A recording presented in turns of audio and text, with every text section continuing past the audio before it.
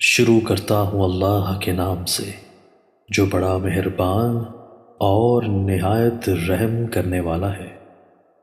حضرت ابو سعید خدری رضی اللہ تعالیٰ عنہ سے مروی ہے کہ ایک آدمی ان کے پاس آیا اور کہنے لگا مجھے نصیحت کیجیے۔ انہوں نے کہا تم نے مجھ سے وہی سوال کیا ہے جو میں نے رسول اللہ صلی اللہ علیہ وآلہ وسلم سے کیا تھا۔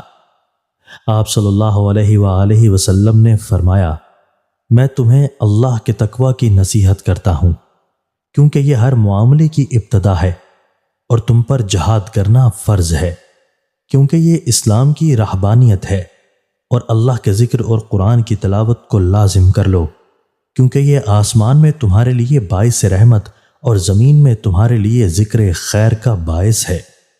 حضرت سہل بن سعد رضی اللہ تعالیٰ عنہ کہتے ہیں کہ رسول اللہ صلی اللہ علیہ وآلہ وسلم نے فرمایا چھوٹے چھوٹے گناہوں سے بچو، جس کی مثال اس طرح ہے کہ کچھ لوگوں نے ایک وادی میں پڑاؤ ڈالا اور چھوٹی چھوٹی لکڑیاں اکٹھی کی اور روٹیاں پکا لیں۔ اسی طرح جب گناہ کرنے والا چھوٹے چھوٹے گناہ کرتا ہے تو وہ گناہ اسے ہلاک کر دیتے ہیں۔